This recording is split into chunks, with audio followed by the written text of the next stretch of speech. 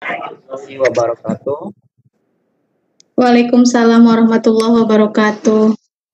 Bapak Ibu sekalian, alhamdulillah acara kita hadir Bapak Direktur Madrasah Kementerian Agama Republik Indonesia, Pak Dr. Muhammad Zain MAG.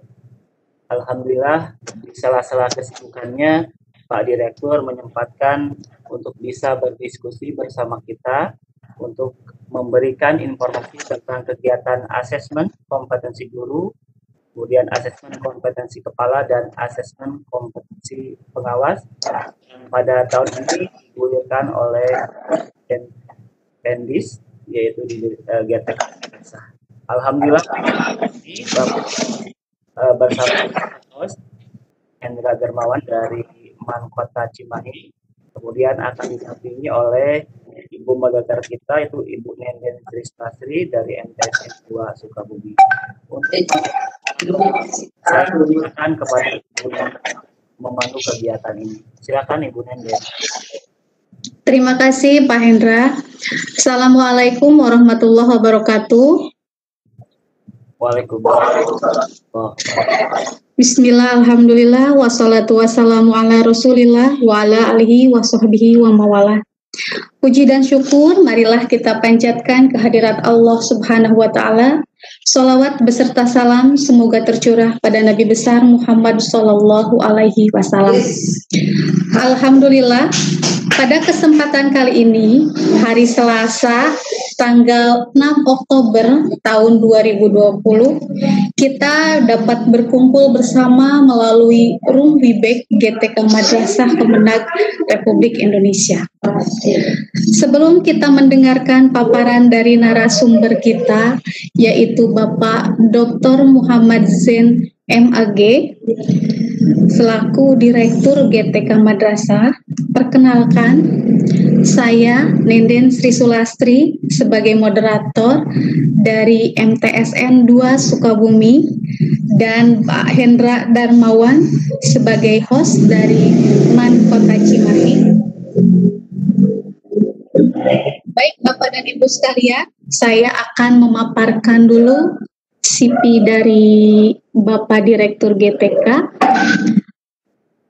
Nama Bapak Dr. Muhammad Zain MAG, tempat tanggal lahir Tumpiling, Polewali Mandar, 6 Februari 1972, dengan alamat di Perumahan Legoso Permai Blok 1 nomor 10A Ciputat, dan nomor handphone beliau 0812 815 175. Adapun karir dan jabatan beliau, subhanallah, mungkin saya akan batasi saja ya Bapak, mohon izin. Yang pertama, Direktur Guru dan Tenaga Kependidikan Ditjen Pendidikan Islam dari tanggal 15 September 2020 hingga sekarang.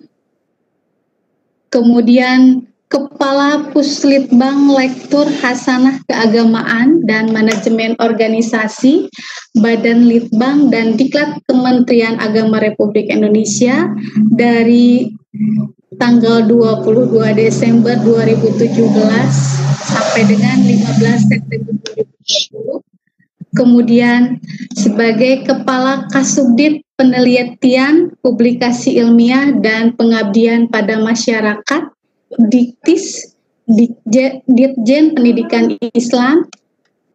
Kemudian sebagai Kepala Subdirektorat Pengembangan Akademik Direktorat Pendidikan Tinggi Islam Kementerian Agama, Kepala Subdirektorat Ketenagaan Direktorat Pendidikan Tinggi Islam Ditjen Pendidikan Islam Kementerian Agama, Kepala Seksi Pengembangan Tenaga Akademik Subdirektorat Ketenagaan Direktorat Pendidikan Tingkat Tinggi, Kepala Seksi Perencanaan Formasi Subdit Ketenagaan Direktorat PTKI Ditjen Pendidikan Islam, dosen Fakultas Agama dan Filsafat Universitas Islam Negeri Syarif Hidayatullah Jakarta, dan beliau pun berkiprah sebagai dosen pada Fakultas Usuluddin UIN Alauddin Makassar.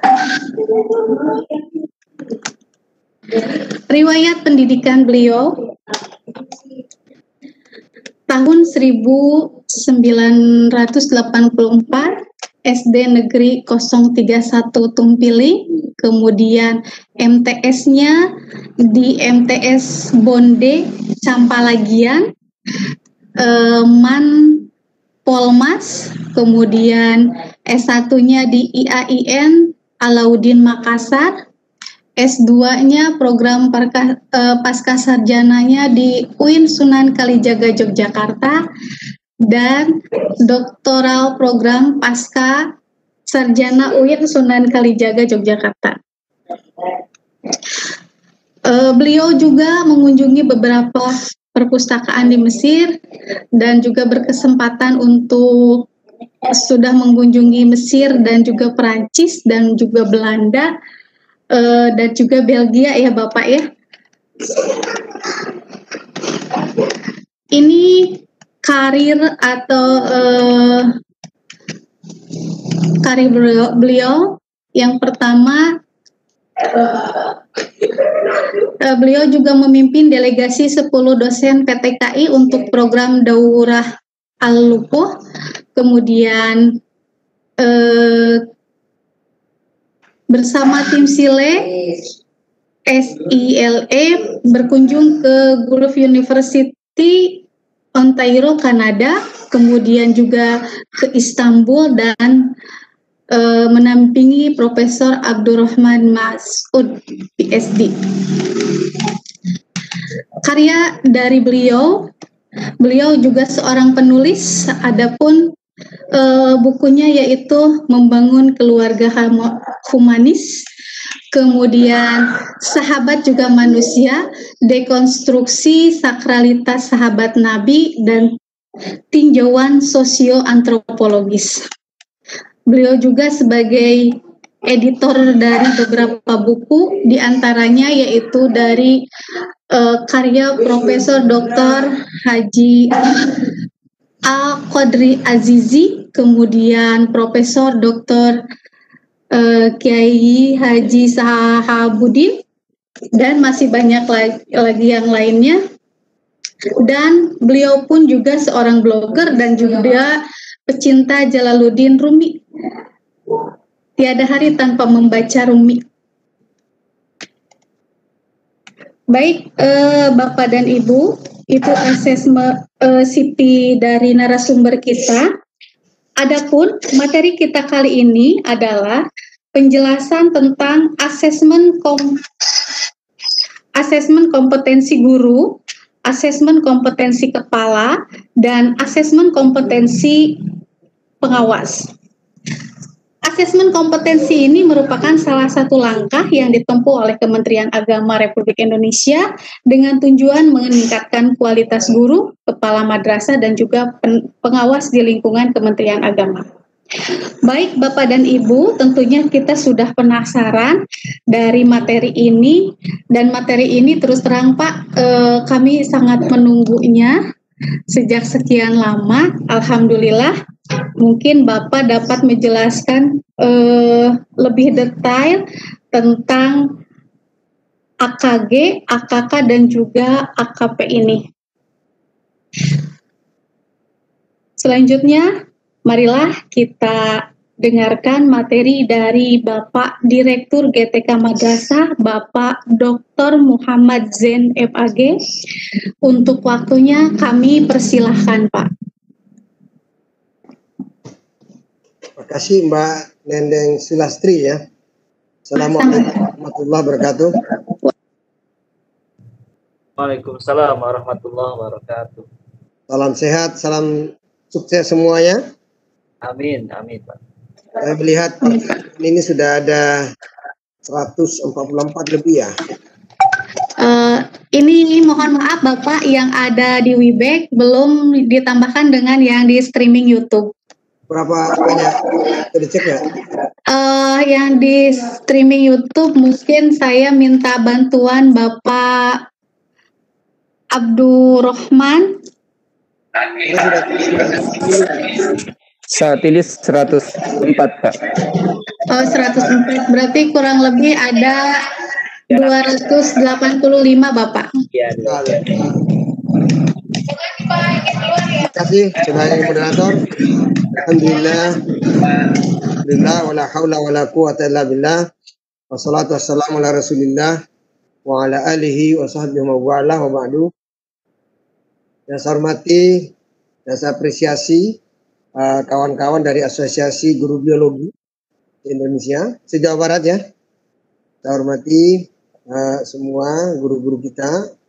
Ini di layar saya ada Hendra Dermawan, ada Pak Agus Barka, ada Lukmanul Hakim, MA, ada Lina Herlina, ada Muhammad Haryadi, Glora Jati, Abdurrahman, Neng Lani ya semuanya, Lalan Suherlan ya semuanya yang tampil di sini.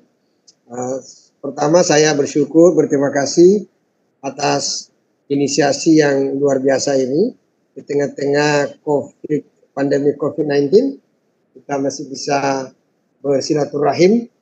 Saya mohon izin Bapak Ibu, saya baru 2 minggu ya di jabatan ini. Tentu saya harus belajar cepat, ya, kuliner dan berinteraksi secepatnya dengan para guru kita. Saya sangat terbantu dengan asosiasi-asosiasi yang ada di kita, Asosiasi Guru Madrasah luar biasa. Ini adalah sebuah asosiasi organisasi untuk saling memperkaya gagasan, memperkaya ide. Saya pikir kita sangat mengapresiasi. Kemarin juga saya diminta oleh salam kenal dari kawan-kawan guru nuklir ya, bicara tentang nuklir. Ada lagi guru-guru yang terkait dengan Rodatul Afal ya. Jadi sekarang ini saya bicara dengan teman-teman yang ada di Asosiasi Guru Biologi. Ini suara saya terang ya? Jelas Pak, jelas. Oke. Yes. Mengenai permintaan bicara yang umum-umum dulu ya, karena ini baru salam kenal ya. Saya juga sudah disiapin oleh stafnya, ada 40 lebih terkait dengan yang ditanyakan oleh saudara moderator tadi. Saya mau bicara yang umum dulu. Nanti Siap, kalau mau Bapak. detail bisa dengan Mas Fahmi ya, Mas Fahmi Mustafa bisa diundang nanti webinar yang selanjutnya. Dan saya tidak akan menjelaskan secara detail mengenai hal-hal yang sangat teknis terkait dengan asesmen itu. Tapi insya Allah asesmen itu kalau tidak ada arahan pemerintah kita akan kerjakan sebentar lagi, kira-kira November itu landing ya, sudah kita eksekusi pekerjaan itu, dan sini sudah ada lain semua dan kapan dan siapa-siapa. Yang jelasnya insya Allah kita melibatkan banyak sekali guru, ada 400 guru dengan kepala sekolah atau pengawas itu juga akan terlibat di dalamnya dalam asesmen ini. 440.000 orang. Yang kedua, barangkali kita melibatkan 2.500 titik ya di Indonesia, dan mohon teman-teman di asosiasi ini saling memberi kabar, menginformasikan berita-berita kepada kawan-kawan kita untuk saling memperkuat enrichment, memperkaya informasi, memperkaya gagasan kita semua. Karena saya kepengen guru-guru secara kualitas, secara kompetensi dari hari ke hari harus semakin meningkat. Iya, harapan saya yang ini. Kita memiliki guru lumayan besar ya, 754.000 guru yang saya lihat di sini. Yang pertama yang ingin saya ekspresi. Yang kedua, ya tentu teman-teman guru sudah paham semua. Berdasarkan Undang-Undang Guru dan Dosen nomor 14 2005, ada beberapa kompetensi yang harus dipenuhi sebagai guru. Ya, kompetensi pedagogik, memastikan tentang perencanaan pendidikan pembelajaran. Yang kedua, kompetensi kepribadian, yang kira-kira guru itu ya harus demokratis, menjadi teladan, ikhlas mengajar, dan lain-lain sebagainya. Kemudian ada kompetensi sosial.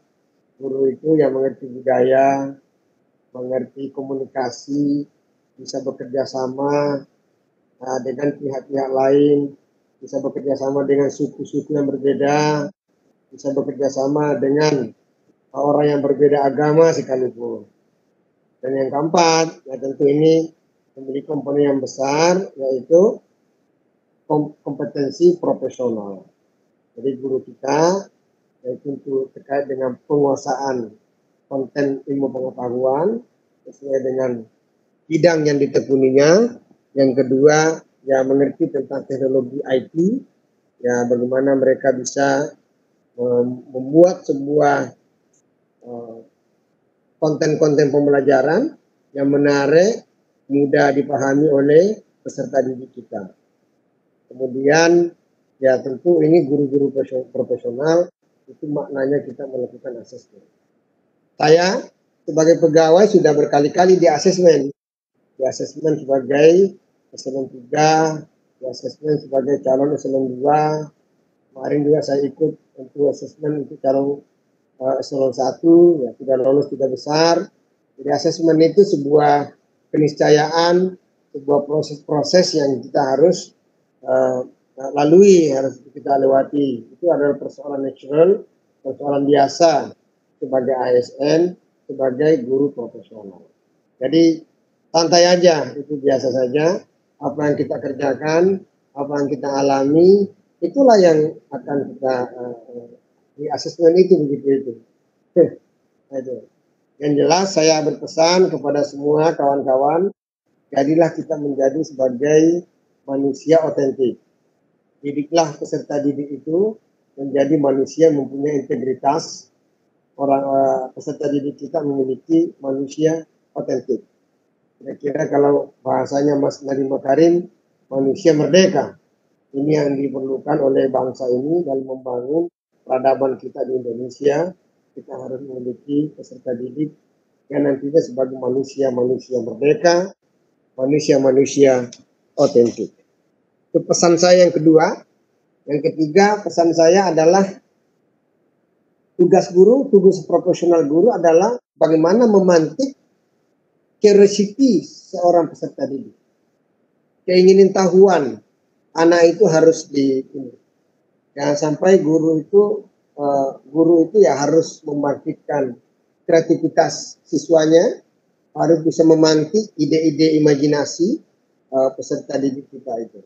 Jadi creative school, bagaimana kita menciptakan sekolah atau madrasah yang kreatif. Maksudnya anak-anak itu selalu memiliki pikiran-pikiran bagus, selalu ingin keinginan tahuannya selalu muncul. Itulah tugas guru itu. Mohon kawan-kawan, bagaimana membuat siswa kita itu penasaran, kira-kira begitu. Sehingga dia selalu senang membaca, ingin tahuannya selalu terbangun setiap hari. Itu pesan saya. Kemudian ingin pada era sekarang, karena kita sudah memasuki era teknologi yang luar biasa, yang disebut the fourth industrial revolution, revolusi industri generasi keempat, maka tugas kita, ya kemarin itu kan tugas guru sebagai pedagogik ya, itu bergeser naik ke atas menjadi cybergogi. Cybergogi itu ya seorang guru harus belajar PowerPoint, membuat PowerPoint, belajar membuat visual, sehingga kalau mengajar itu gambar-gambarnya bagus.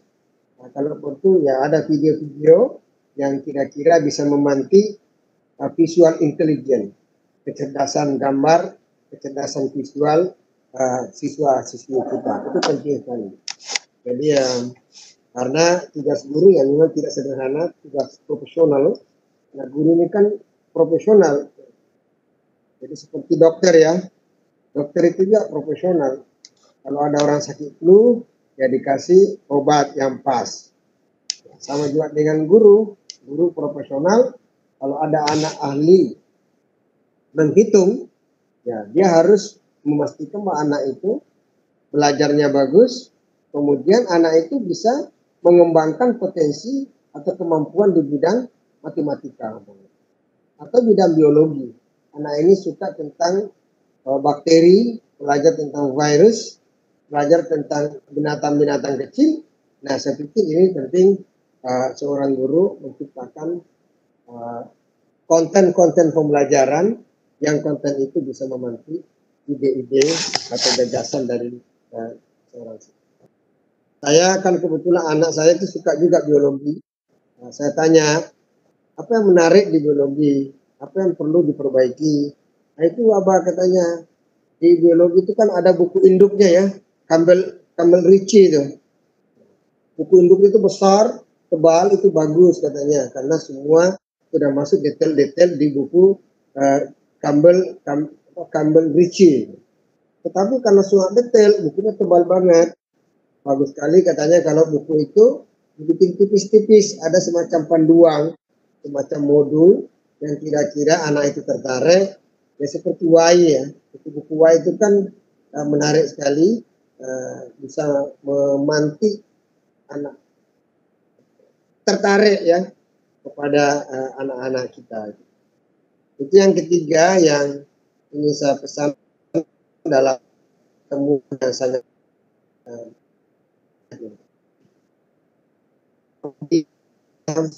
mengenai asesmen tadi, saya minta kepada panitia dari Bank Dunia itu agar dimasukkan kalau kepala sekolah ya tentu leadershipnya yang penting, ditambahkan di situ memastikan bahwa kepala sekolah itu tidak sekadar sebagai kepala sekolah, sebagai manajer, tetapi kompetensi leadershipnya harus masuk. Itu dalam asesmen ini. Kemudian kalau guru tentu kompetensi pedagogiknya, kompetensi keilmuannya, kompetensi profesionalisme guru, dia bertanggung jawab secara akademik terhadap apa yang diajarkan kepada siswa dan siswi kita. Nah, itu yang mengenai asesmen tadi. Kemudian yang kelima, saya menuntut betul kepada teman-teman agar integrasi ilmu itu penting ya. Tolong ini saya titip, siapapun dari antara Bapak Ibu, karena saya menginginkan anak-anak yang tertarik biologi, saya selalu mengutip ayat Al-Quran, sanurihim ayatina fil afaqi wa fi anfusihim hatta yatabayyana lahum annahul haq. Kami akan memperlihatkan ayat-ayat kekuasaan, tanda-tanda kekuasaan kami di horizon dan terhadap diri manusia itu sendiri ada ayat-ayat Tuhan, tanda-tanda kebesaran Tuhan. Sampai mereka jelas kepada mereka annahu al-haq, bahwa ada Allah yang maha mutlak, ada Tuhan yang maha mutlak. Jadi ini yang saya maksudkan bahwa semakin pintar seorang belajar sains, semakin bagus literasinya, spiritualitasnya. Ya, saya bilang sama teman-teman, jangan sampai kita seperti Stephen Hawking yang nulis The Brief History of Time, dia juga menulis buku Grand Design, tetapi di penghujung bukunya itu dia mengatakan bahwa alam raya ini sudah bekerja secara otomatis mengikuti nature of law, hukum-hukum alam. Oleh karena itu doa tidak perlu, karena Tuhan tidak bisa lagi mengintervensi jalannya alam raya ini. Ini kan kita tidak menginginkan anak seperti itu. Kita menginginkan bagaimana anak-anak kita seperti Profesor Abdul Salam. Profesor Abdul Salam adalah saintis Muslim pertama penerima hadiah Nobel. Ketika beliau menerima berpidato pada hadiah Nobelnya itu, mungkin bawa bukunya ya, buku pidatonya itu.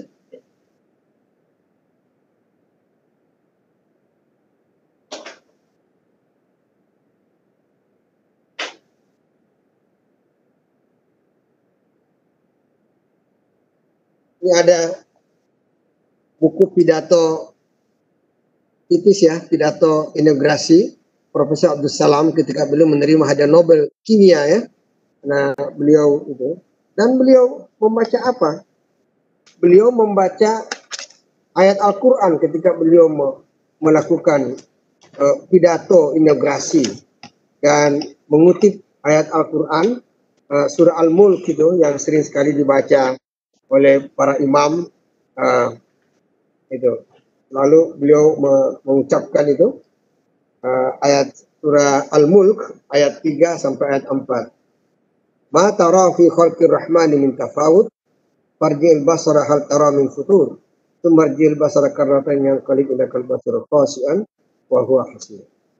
Kamu tidak akan melihat ketidakseimbangan dalam ciptaan yang maha Tuhan yang maha pemurah. Pandanglah kembali, apakah kamu melihat sesuatu kekacauan? Kemudian pandanglah berulang kali, pandanganmu akan kembali padamu pusing atau melelahkan. Jadi alam raya ini dalam teori Imam Ghazali, teori teodisi, adalah alam raya yang sangat sempurna. Gunung sudah seperti itu, bukit-bukit, awan, kemudian pasir, pantai-pantai, gelombang dan sebagainya. Itulah alam raya yang paling indah pada saat ini. Kita berpandang, meneliti berkali-kali, memandang langit, bintang gemintang, sistem surya, itulah yang paling indah ciptaan Tuhan sampai hari ini. Yang merusak hanya manusia, Bapak Ibu. Dan ini beliau ucapkan ketika beliau mengucap pidato inaugurasi penerimaan hadiah Nobel. Ini yang kita harapkan anak-anak kita, ya guru-guru biologi, anak-anak kita yang tertarik kepada biologi, semakin tinggi ilmunya, semakin tinggi spiritualitasnya. Tentu spiritualitas dalam arti yang sangat luas.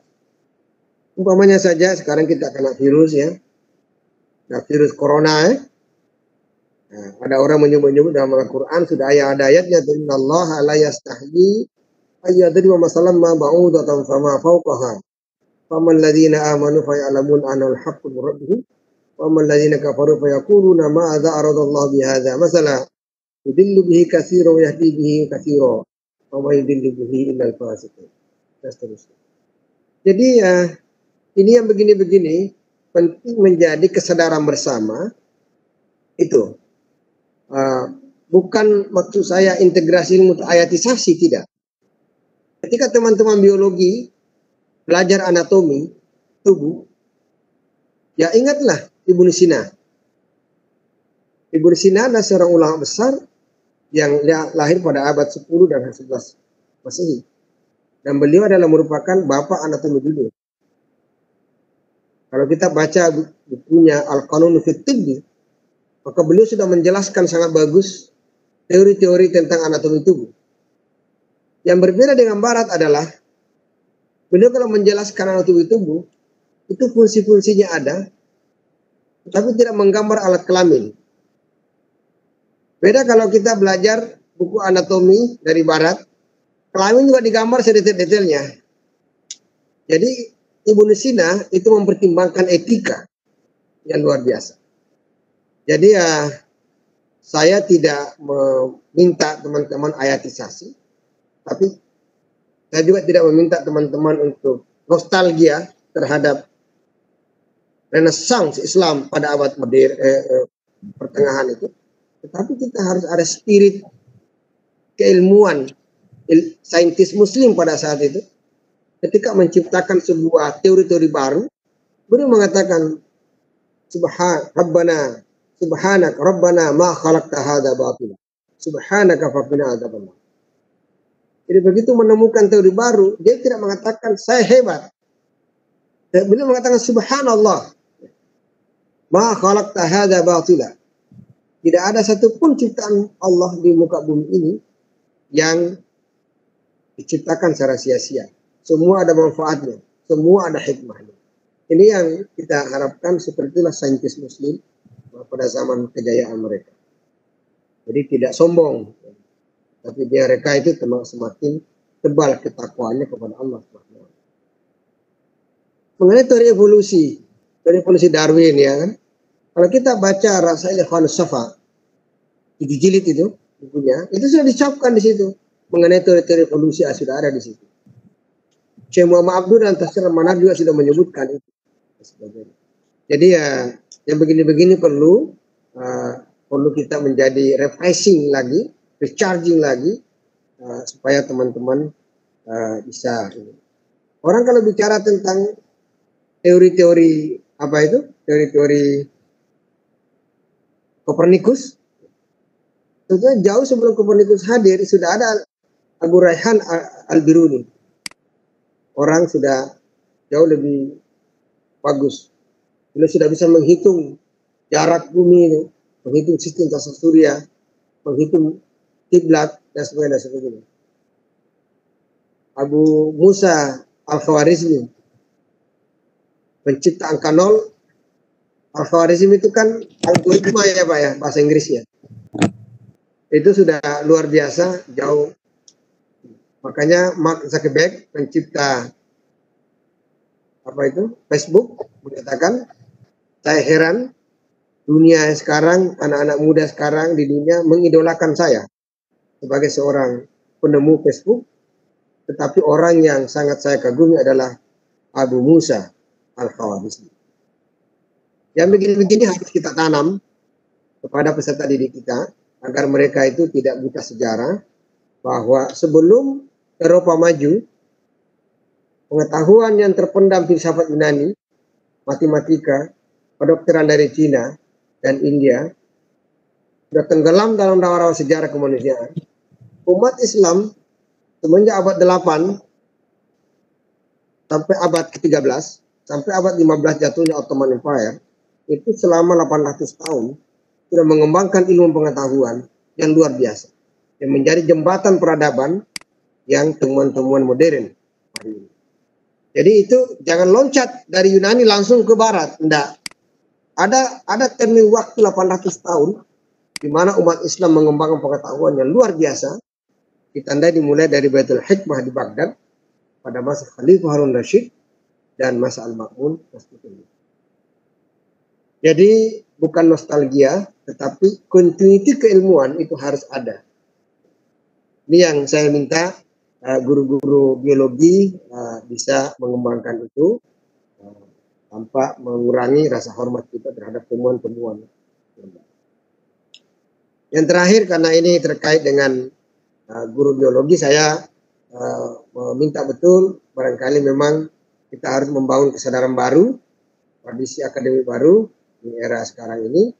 Dan saya menitip temuan Daniel Goleman. Ya, kalau kita dulu baca social intelligence, kecerdasan sosial, beliau sekarang menulis buku namanya Ecological Intelligence, kecerdasan lingkungan hidup. Jadi anak-anak kalau minum seperti ini, harus sadar dia, ini teh dari mana, ini plastik dari mana. Kalau belanja di supermarket, belanja di Indomaret dan sebagainya, harus mengecek nanti sampah-sampahnya itu dari mana dan sebagainya. Kalau kita beli baju ini dari mana asalnya, apakah tidak merusak kulit dan sebagainya. Yang begini-begini kita harus ada kecerdasan ekologi, kecerdasan lingkungan hidup. Kalau di rumah kita ya, semakin banyak taman, semakin bagus, semakin menyehatkan. Jangan sampai bunga-bunga kita bunga-bunga plastik semua, sehingga tidak memberi dampak positif terhadap kesehatan kita. Atau di rumah kita banyak yang tidak sehat, banyak sampah-sampah di sekitar sekolah. Saya pikir ini kesadaran ekologi, kesadaran lingkungan hidup harus ditanamkan bagi peserta didik kita. Guru-guru biologi punya tugas sangat mulia untuk ini, dan anak-anak sekarang apalagi dengan corona makin sadar kita pentingnya lingkungan yang bersih, selalu hand sanitizer, kemudian pakai masker dan sebagainya. Itu semua mengajarkan kita untuk agar kita hidup bersih. An-nazafatu minal iman. Kebersihan itu adalah sebagian daripada ini. Saya pikir ini yang beberapa salam kenal saya kepada Bapak Ibu. Saya senang sekali. Saya mohon izin belum bicara detail pada saat ini karena saya belum saatnya saya bicara sangat detail. Tapi insya Allah kami akan membuat sedang membuat beberapa surat-suratnya yang bisa kita upload, bisa kita ini mengenai asesmen ini. Kalau saya sudah PowerPoint, saya sudah siapin nih, PowerPoint-nya banyak sekali Pak. Sudah lebih 40 halaman nih. Ada semua PowerPoint-nya, bagaimana kita melaksanakan, mengerjakan itu. Dan terima kasih setulus-tulusnya. Demikian beberapa yang saya pikirkan yang kita akan kerjakan. Mohon dukungannya, mohon doanya, mohon supportnya agar kita bisa bekerja cepat untuk meningkatkan kompetensi guru-guru kita. Semoga Bapak Ibu sehat walafiat dan keluarga semuanya.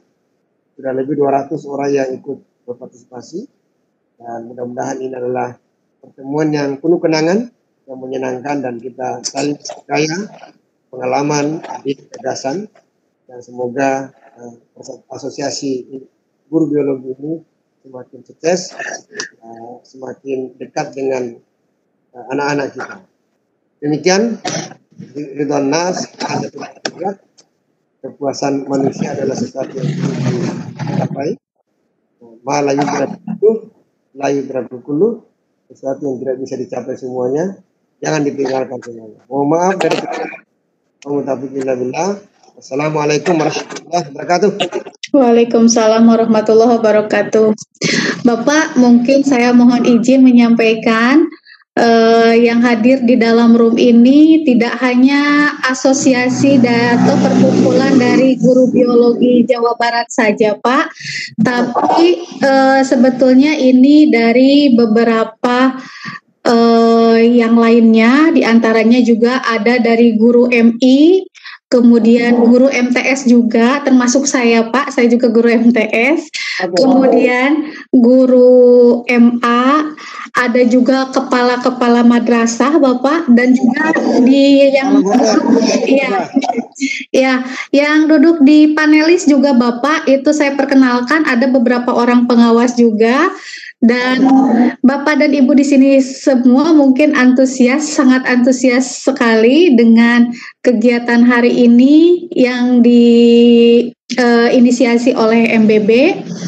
Karena rasa penasaran kami mungkin Pak dari guru, kepala madrasah dan juga para pengawas yang ada, tidak hanya dari Jawa Barat saja Bapak ini yang hadir, tapi insya Allah dari Sabang sampai Merauke juga ada. Baik, mungkin Bapak di sini mohon izin ada pertanyaan dari beberapa partisipan.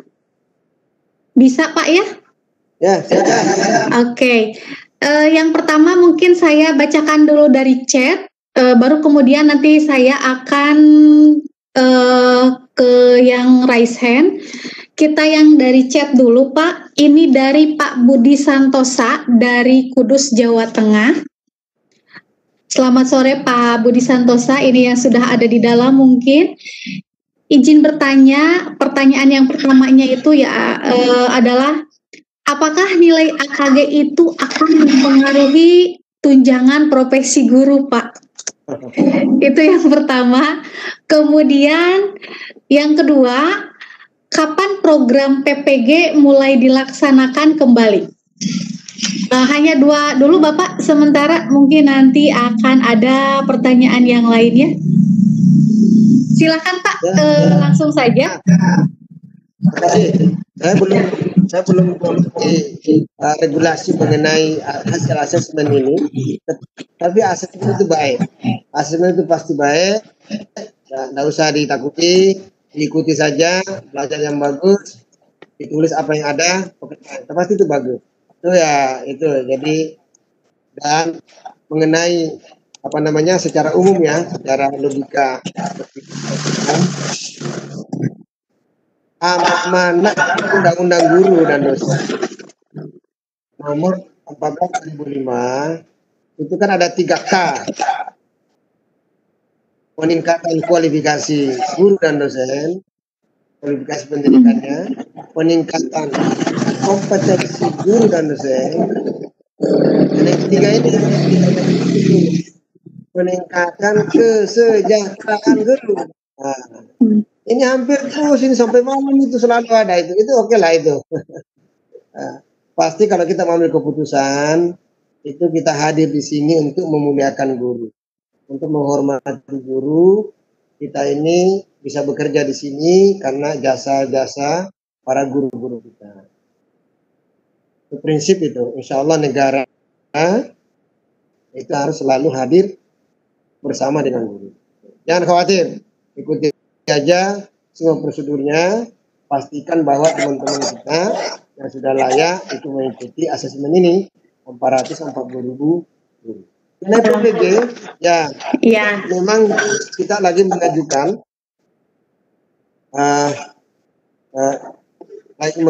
ke sejak Juni 2020 kita sudah mengajukan kepada Agenda Nasional Pendidikan Tinggi agar kita mandiri di dalam pelaksanaan LPTK kita itu. LPTK kita ada sekitar 36 ya LPTK di Indonesia. Semua agama, bukan hanya Direktorat Pendidikan Islam, tapi kita harus, saya sudah berusaha untuk ini, dan mudah-mudahan kendala kita itu adalah harus ada proses studi PPG di perguruan tinggi yang punya LPTK, apakah UIN ataupun UIN, dan STIN atau yang sederajat. Nah, ini yang sedang kita perjuangkan. Jadi mohon dukungan dan support kawan-kawan. Mudah-mudahan ini bisa kita segera kerjakan. Kan kontrak kita kan sampai Desember 2020. Jadi mudah-mudahan tahun depan Amin. Semakin bisa maju. Karena saya dengar ada anak ibu ya, sudah itu ada yang 1000 yang masih masalah kelulusannya ya. Mudah-mudahan saja kita bisa mengerjakan cepat dan bisa kita mandiri agar kawan-kawan itu tidak terlalu lama menunggu, karena itu terkait dengan yang lain, terkait dengan kompetensinya, juga terkait dengan kesejahteraan. Jadi saya tidak bisa menjanjikan apa-apa dulu ya, 2 minggu ya di tempat ini, tapi insya Allah itu pekerja keras. Mohon saya dikasih informasi detail-detailnya ya. Kalau ada hal lain bisa kita kerjasamakan, kita kerjasamakan. Hal-hal yang baik tentu kita harus segerakan agar kawan-kawan kita bisa meningkatkan kompetensinya, apalagi kalau terkait dengan kesejahteraan. Kita lagi konsentrasi beberapa hal, Mbak. Iya. Hari ini kita lagi memvalidasi 617.000 guru honorer ya, dan tenaga pendidikan kita yang sebentar lagi mudah-mudahan November sudah mendapatkan bantuan dari negara. Ya, lumayan guru-guru kita di tengah pandemi COVID-19 ini cukup terkena dampaknya ya. Dan ini kita sudah memiliki data 455.000 guru yang sudah memiliki by name, by address, by school, dan ada rekeningnya. Masih ada 162.000 ya. Sudah ada nama, sudah ada tempat, tidak ada, ini rekeningnya belum ada. Ini teman-teman saya minta sampai 11 Oktober sudah bisa memiliki rekeningnya aktif ya, supaya kita bisa segera bekerja, memberi afirmasi negara hadir di dalam setidaknya memberi bantuan kepada guru-guru honorer dan tenaga kependidikan kita yang honorer. Begitu ya. Iya, siap. Bapak, mungkin sekarang kita beralih dulu ke yang raise hand ya, Pak ya. Pak Hendra. Siap. Bisa dibukakan Ya. yang raise hand dari. Oh iya, siap Bapak. Satu-satu yang raise hand, Pak. Oke. Ibu Ade Ina. Ya, siap. Ya, sudah dibuka. Ya, Ibu Ade Ina. Ibu Ade Ina. Oh, tidak ada. Dilanjut ke Ibu Wiwin, Pak. Ya, siap. Ibu Wiwin ya. Ya. Siap. Halo Bu Wiwin. Silakan Ibu. Oh, kalau kalau begitu kita teruskan dari Pak Yusrul, Pak. Siap. Pak Yusrul. Iya. Halo, Pak Pak. Yusrul. Ya. Assalamualaikum Pak Yusrul. Waalaikumsalam, Ibu. Oh iya Pak Yusrul, Bapak raise hand. Iya, Bu. Silakan Bapak diajukan pertanyaannya secara langsung ke Bapak Direktur GTK, Bapak Dr. Muhammad Zain. Oke, tanya Bu. Ya, silakan Saya Yusuf Bapak. Ali dari Aceh, Bu ya. Iya. Ya. Jadi kebetulan guru-guru di sini ada bertanya, Bu. Yang pertama, apa bedanya UKG sama AKG ini, Bu? Itu yang pertama. Yang kedua, kami tadi kurang jelas imbas atau efek jika ada guru yang nilainya AKG-nya itu nanti di bawah grade. Jadi mohon kejelasannya Bapak. Jadi istilahnya kita bisa mempersiapkan sebaik mungkin, ataupun kalau memangnya nilainya jelek nanti apa imbasnya ke kita. Itu saja Bu. Ya. Siap. Bapak mungkin bisa langsung dijawab saja mengingat waktu. Ini dijawab. Ya, Nggak bisa nih saya teman. tentu kita harus afirmasi Pak. Karena ini adalah untuk meningkatkan kompetensi, kita akan mencari skenario-skenario untuk mengafirmasi kawan-kawan kita itu. Sama juga dengan yang sedang terjadi sekarang kan, yang ikut PPG itu ada yang tidak lulus, ya kita selalu memberi afirmasi, memberi fasilitasi agar teman-teman itu, jadi mereka kalau ada yang begini-begini, tidak mungkin dibiarkan sendirian. Tentu kita akan mencari skenario, cara-cara tertentu agar mereka diafirmasi. Ya, karena mereka ini kan bagian daripada dilindungi oleh undang-undang. Dan saya berharap dalam kaitan itu sehingga saya berharap betul asosiasi seperti asosiasi biologi ini bisa bersama-sama ya, bersama-sama kita untuk membantu kawan-kawan kita itu. Tentu begitu ya. Normatif jawaban saya. Siap Bapak. Satu lagi mungkin Pak yang dari chat. Silakan. Oh iya. Ini dari menjawab Mbak ya. siap Bapak. Ini dari Ibu Maulida Anggraeni. Ini yang mau bertanya, pertanyaannya, bagaimana tindak lanjut setelah kegiatan AKG ini dilaksanakan? Itu yang pertama, tindak lanjutnya ya Pak. Yang kedua, kenapa AKG ini tidak melibatkan guru mata pelajaran lain? Jadi yang dilibatkan itu hanya guru UN plus BK kalau tidak salah ya Pak ya? Oke, nanti saya pelajari ya. Saya pelajari dulu. Nanti saya tanya kepada tim kawan kita ya. Usulannya apa? Mana Mbaknya tadi? Silakan diusulkan apa? Kenapa Pak? Usulannya apa? Usulannya? Usulannya ini mengapa AKG itu tidak melibatkan guru mata pelajaran lain? Karena yang ada di edaran itu Pak, kalau tidak salah, yang menjadi target prioritas mungkin ya untuk sekarang itu yang AKG itu adalah guru 4 mapel yang di UN-kan, IPA, Matematika, Bahasa Indonesia, Bahasa Inggris, dan BK. Sementara mata pelajaran yang lain mungkin untuk saat ini tidak dilibatkan. Oke, itu menjadi catatan saya ya. Bisa catat loh. Ya. Terima kasih. Siap Pak.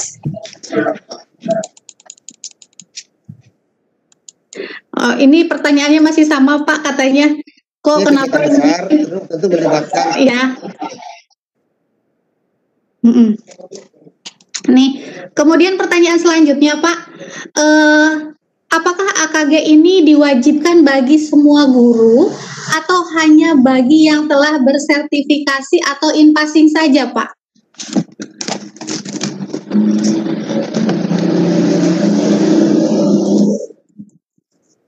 Kalau secara undang-undang ASN memang kita harus asesmen. Itu nanti saya pelajari lagi kira-kira bagaimana tahapan-tahapannya, bagaimana syarat-syaratnya bisa ikut asesmen. Tapi yang inti yang saya tahu dalam undang-undang dan PP tentang PP nomor 13 2017 ya, mengenai ASN itu memang memang ASN itu harus dilakukan asesmen. Bukan hanya naikkan pangkat, tetapi untuk mengetahui potret. Sesungguhnya kita ini potretnya seperti apa, kemampuan kompetensi profesional kita itu seperti apa. Jadi memang harus ada potretnya secara nasional untuk mengukur diri kita. Kalau tidak pernah dites, tidak pernah ikut asesmen kan sulit untuk mengukurnya. Ya. Nah, jadi saya pikir ini baik, ikuti saja sepanjang itu mengikuti syarat-syaratnya. Nanti saya lihat lagi aturan-aturan yang terkait dengan persyaratan. Untuk sekarang yang saya lihat juga mungkin karena terkait dengan anggaran yang ada 440.000 gurunya, melebihi separuhnya ya dari guru yang ada 724.000. Mana yang passing, ya ini masih masih peraturan menterinya dan digodok. Nah, masih ada guru yang sudah sertifikasi belum passing, ada 178.000. Banyak sekali ya. Umum-umum dulu jawaban saya ya, masih umum-umum. Saya harus hati-hati jawabnya. Nah, saya harus Oke. yang ada. Bu Nenden, masih ini ya, masih menjadi penasaran nih Pak Direktur belum. Hendra? Pak ya. Ya, Bapak mungkin ini ada lagi pertanyaan nih Pak. Asesmen itu dilaksanakan tentunya berdasarkan pengalaman empiris yang mampu dicapai tujuannya yang diinginkan. Nah, pengalaman empirik saat kapan dan mengacu kepada kegiatan yang telah dilaksanakan oleh siapakah? Dan yang kedua, apakah benar hasilnya seperti yang ingin kita capai? Serta pertanyaan yang sama juga seperti yang tadi di atas, apa tindak lanjutnya Pak? Ya, itu kan begini, setelah dilaksanakan itu kita kan evaluasi. Ya, itu ada hasilnya, ada potretnya. Nah, nanti dari situ kita lihat kira-kira langkah-langkah kebijakan 2021 itu apa. Kalau itu terkait dengan kompetensi, ya tentu kan kewajiban negara kita semua untuk meningkatkan kompetensi. Dengan cara apa ya? Kan banyak, bisa dengan workshop, bisa dengan seminar, mengadakan macam-macam dan sebagainya. Apalagi sekarang kan lebih gampang kan mengadakan webinar dan sebagainya. Nanti kita touch pada konteks apa kita bisa intervensi. Jelasnya saya senang bisa bergabung, salam kenal ya kepada kawan-kawan kita yang asosiasi guru biologi ini. Lebih cepat ya, lebih kreatif, lebih progresif, ya, lebih maju ya cara berpikirnya, apa namanya itu, bola ya, menunggu bola sekarang. Jadi ini salam kenal dulu lah. Ya. Saya belum tercecer ke bawah-bawahnya. Ya. Jadi intinya jangan terlalu berat-berat dulu mungkin ya Pak ya. Ya, kalau detail menjawabnya salah. Kalau kita kan repot ini. Jadi saya jawabnya umum dulu. Ya, baru 2 minggu saya di sini ya. Dulu saya lama di Oke, untuk tim teknisi mungkin Pak, katanya ini kami yang di lapangan itu kesulitan sekali dalam masuk ke simpatika, terutama mungkin di menu AKG-nya Pak. Oh gini. Nulis surat aja, nulis surat WA ke saya, nah, kita tindak lanjut ya. Oke, siap Bapak. Apa yang bisa kita intervensi kita harus kerjakan cepat. Memang ini lagi maintenance, jadi mungkin program ya minggu ini program minggu depan sudah buka. Oke, siap Bapak. Pertanyaan selanjutnya juga Pak, di sini ada permohonan katanya Pak, mohon kuota sertifikasi ditambah Pak, biar kami semua yang PNS itu bisa disertifikasi, apalagi kemarin yang kuotanya sertifikasi khusus MAFAL fisika sangat sedikit katanya Pak. Ini dari Pak Rustam Bula. Dari Man 1 Buton, Pak. Ini mungkin Pak tentang kuota ini Pak, kuota sertifikasi. Buton ya? Iya Pak, dari Buton Pak. Jauh kan Pak? Buton atau Katobi? Mana kayak Buton? Buton Pak. Dari Buton, Man 1 Buton katanya. Banyak manuskripnya di sana itu. Kerajaan Buton ya. Iya. Nanti kita lihat ya. Pokoknya saya hadir di sini untuk memuliakan para guru ya. Saya tidak bisa menjanji apa-apa ya, tapi kita akan bekerja keras, sungguh-sungguh, tulus untuk memuliakan para guru. Oke. Betul, karena undang-undang guru dan dosen itu saya sudah berguru sejak 2005. PP yang lain tentang undang-undang itu saya paham betul. Cuma saya lama di pendidikan tinggi, perguruan tinggi, itu sertifikasi dosen. Oke, Bapak, ini ada sertifikasi pertanyaannya kompetensi dan kesejahteraan. Sama aja. Bapak, mohon izin ini ada kalau yang sekarang dari pengawas Pak nih Pak. Pertanyaannya. Oke. Ini pengawas dari Kemenag Kabupaten Bogor Pak atas nama Ibu Kiki Zakiyah. Rumah aja itu dekat rumah. Mohon izin dekat rumah ya Pak. Padahal ke rumah aja pertanyaannya ya Pak ya. Jika mengacu kepada juknis AKG, AKK, bagaimana bagi kepala madrasah yang baru 4 bulan menjabat dan sudah terdaftar di Simpatika? Apakah bisa ikut AKK? Sementara persyaratannya itu harus melampirkan PKKM dan PKKM itu hanya bisa dilakukan dalam satu yang sudah menjabat 1 tahun. Itu mohon solusinya katanya Pak. Sulastri, itu pertanyaan itu di saya ya. Oke, siap Pak. Ini sangat teknis, saya harus menjawabnya secara sesuai dengan regulasi. Betul itu. Oke, siap Bapak, terima kasih. Oke.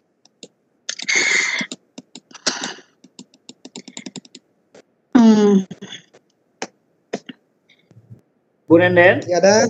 Baik Pak Hendra, yang raise hand mungkin Pak satu lagi saja Pak dari Bapak Tabrani Lubis. Pak Dari Medan. Tabrani Lubis. Siap, Bu Nenden. Iya, halo Pak. Bapak, Assalamualaikum warahmatullahi wabarakatuh.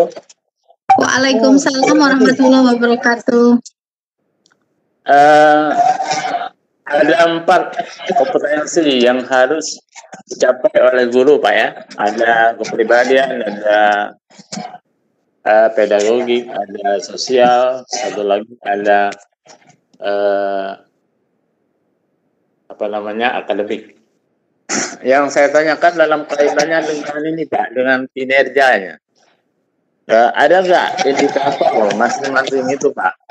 Indikator keberhasilan dalam kaitannya dengan kinerja seorang guru madrasah terutama. Ada pengaruhnya juga dengan tukin Pak, tukin madrasah. Kalau ada nggak prosentase, misalnya kalau misalnya prosentasenya kurang sekian, maka tukinnya akan berkurang gitu. Begitu. Ini hanya sekedar saran Pak. Jadi kalau bisa, kalau menurut saya ada indikator keberhasilan kinerja kita per item tersebut. Ini sekedar saran Pak. Itu. Yang kedua, bagaimana keberhasilan suatu madrasah atau sekolah itu tidak lepas adanya guru, kepala sekolah, dan pengawas. Dalam hal ini harus bersinergi. Bagaimana kira-kira indikator untuk mengukur keberhasilan di dunia pendidikan, khususnya guru, kepala, dan pengawas yang ada di madrasah. Terima kasih Pak, dari Bangka Belitung Pak. Oh, makasih Bang Belitung. Dari Belitung, Pak. Laskar Pelangi, Belitung. Laskar Pelangi udah, saya udah 3 kali ke situ, Belitung. Nanti main ke rumah, Pak. Nanti main ke rumah saya, Pak ya. Ya, itu ada patung Laskar Pelangi di situ ya. Iya, Pak. Ya. Terima kasih, Bapak. Ya, makasih Pak atas responnya. Pertama, pasti yang namanya asesmen, pasti ada indikator. Indikator pedagogiknya, indikator kemampuan profesionalnya, indikator kemampuan sosialnya, dan pasti ada indikator-indikator. Panjang itu indikatornya Pak, tuh bawa itu apa-apa saja. Siap, Pak. Siap, Pak. Bagaimana dia bisa mempersiapkan SAP, bagaimana dia bisa berkomunikasi kepada orang yang berbeda, bagaimana dia memberi pemahaman kepada itunya, dan itu kalau di dosen ada namanya self assessment, menilai diri sendiri. Nanti kita ketahuan tuh indikator-indikatornya, oh ternyata saya kurang di sosialnya, ternyata saya kurang di kompetensi keilmuan, penguasaan keilmuan. Nanti ada begitu yang kalau di dosen ya, tapi pasti ada indikator. Itu pasti. Yang namanya asesmen ya pasti indikatornya. Yang kedua mengenai guru Pak, indikator keberhasilan guru ya beda-beda sekolah ya. Kalau guru itu kan pada itu tadi yang saya sebutkan 4, pertama kompetensi profesional. Kalau kepala sekolah itu kepada 2 sungguhnya yang paling utama. Kepala sekolah itu sebagai manajer atau top manajer di sekolahnya, madrasahnya. Yang kedua, kepala sekolah itu harus seorang yang leadership. Dia bisa mengarahkan orang, leadership itu ya, bisa dia memimpin orang. Kemudian ada entrepreneur. Itu kalau pengawas ya tentu dia lebih banyak kepada koordinasi. Jadi ya ini semua ada indikator masing-masing Pak. Tentu dalam asesmen ini karena terkait juga dengan Bandung ya, tentu akan panjang rentetannya ke bawah. Pastilah Pak, insya Allah. Dan saya pastikan bahwa asesmen ini sudah teruji Pak ya, sudah teruji, pasti objektif ya. Kita tidak ada permainan apa-apa, tidak ada kepentingan apa-apa kecuali untuk meningkatkan kompetensi guru. Nah, kita mohon doanya, mohon dukungannya semua, dan saya minta betul keaktifan partisipasi ikut sertaan Bapak Ibu semua untuk mensukseskan acara besar ini. Dan insya Allah saya berusaha asesmen ini akan dibuka oleh Menteri Agama. Bisa saran Pak? Bisa saran. Kalau bisa Pak, kalau bisa gini Pak, kalau bisa ini coba kalau nanti untuk menjaga prinsip keadilan dalam menerima tukin Pak, itu. Jadi kalau bisa, ya Pak, kalau bisa ya harus ada perbedaan Pak, biar adil antara yang rajin, yang malas, yang sedang gitu. Oh, iya nah, dong. Jadi biar jelas gitu bahwa yang diterima itu betul-betul hasil yang kita peroleh berdasarkan kinerja yang benar-benar profesional gitu. Setuju Pak. Makanya kita minta surat pertanggungjawaban dari kepala sekolahnya. Jadi betul kata Pak Lubis, guru, kepala sekolah dan pengawas harus sinergi, benar ini. Siap Pak. Jadi, siap. Apa ditambahin guru, namanya tukin-tukin itu atau apapun namanya Pak, itu ada pertanggungjawaban mutlak dari kepala sekolah. Kepala sekolah harus memberikan data akurat kepada kita. Jangan yang rajin, yang tidak rajin sama ya, itu tidak adil. Benar. Jadi semuanya Pak, kita ada pengawasannya Pak. Pengawas juga demikian. Jadi bisa jadi pengawas itu malas, kepala sekolahnya rajin berdasarkan kinerja. Iya Pak. Pengawasnya malas, tapi kepala sekolahnya rajin. Setuju Pak. Iya. Kalah otomatis, penerimaannya otomatis kalah pengawas dengan kepala sekolah, kan gitu Pak ya? Ya. Oke Pak. Terima kasih Pak. Siap. Pak, supaya kita mindset kita sama, gelombang pikiran kita sama, ya ini adalah kehadiran negara kepada kita, tolong kita jaga bersama, ya, kawan-kawan kita diberitahu, ya ini semua supaya ini bagus. Nanti kalau kita memberikan tukin lalu ada persoalan-persoalan ketidakadilan, wah tidak nyaman juga kayak Bu. Tolonglah Pak, ya sama-sama lah perhatian. Jadi semua yang ikut webinar ini sampai kepada kawan-kawan harus berdasarkan asas keadilan. Iya. Jadi kinerja itu ikut. Itulah fungsi kepala sekolah, fungsi pengawas. Fungsi guru juga begitu. Kalau ada tidak adil ya beritahu dong kita, nanti kita beritahu. Oke, baik Bapak. Satu lagi mungkin ya Pak, pertanyaan sebelum kita Bapak closing statement. Ini pertanyaannya menarik sekali. Bapak ini dari Ibu Pengawas dari Tasikmalaya Pak, dari Kabupaten Tasikmalaya. Ini Ibu Pengawas RA Pak yang hadir. Mohon izin bertanya, kenapa untuk kepala dan guru RA itu tidak di AKG dan di AKK Pak? Sepertinya yang tingkat RA pun ingin berpartisipasi gitu ya Pak ya.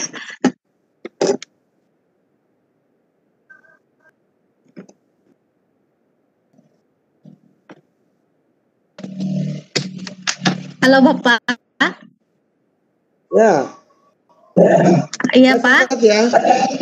Oke Pak, nanti saya. Oke, ya siap Pak. Ya. Silakan Bapak Oke, ya. dijawab. Tidak semua harus saya jawab, saya catat sebagian. Jadi yang saya anggap saya jawab saya dan saya bahan untuk kondisi kita kebijakan. Oke. Ya ini karena sudah masuk asar ya, saya mau Bogor ada acara. Saya terima kasih yang setulus-tulusnya atas inisiasi dan mengapresiasi. Mudah-mudahan webinar seperti ini terus kita laksanakan untuk menjaga silaturahim kita, komunikasi kita. Yang kedua, mohon izin pada guru yang saya muliakan, para kepala sekolah, pengawas Indonesia sekarang ini mengalami masalah tentang literasi budaya, literasi agama, literasi sains, literasi digital skill ya, itu penting sekali. Oleh karena itu, para gurulah yang kita harapkan untuk meningkatkan literasi kita. Angka baca nasional itu baru 37,3%. Dari 267 juta penduduk kita, baru 13% yang baca buku. Yang baca, koran. Dan 18% yang membaca majalah dan sebagainya. Inilah tantangan kita, tantangan tentang literasi. Dan saya menitip betul pesan kepada guru kita, agar kita bisa memantik para peserta didik kita mencintai buku, membaca, dan media sosial. Terima kasih sudah azan ya. Assalamualaikum warahmatullahi wabarakatuh. Waalaikumsalam warahmatullahi wabarakatuh. Alhamdulillah pertemuan kita. Iya. Alhamdulillah pertemuan kita selesai hari ini Bapak. Kami haturkan banyak terima kasih untuk semua informasinya hari ini. Mudah-mudahan kita bertemu kembali di webinar selanjutnya ya Pak. Kami akan mengundang Bapak kembali. Mohon izin. Dan ilmu yang luar biasa. Saya Nenden Sri Sulastri selaku moderator dari MTSN 2 Sukabumi dan juga Bapak Hendra selaku host dari Madrasah Aliyah Negeri Kota Cimahi menghaturkan banyak terima kasih. Sampai bertemu lagi di webinar kami yang lain. Assalamualaikum warahmatullahi wabarakatuh. Waalaikumsalam warahmatullahi wabarakatuh. Waalaikumsalam. Terima kasih Bapak. Terima kasih. Ya baiklah. Hendra, silakan ditutup. Iya, siap.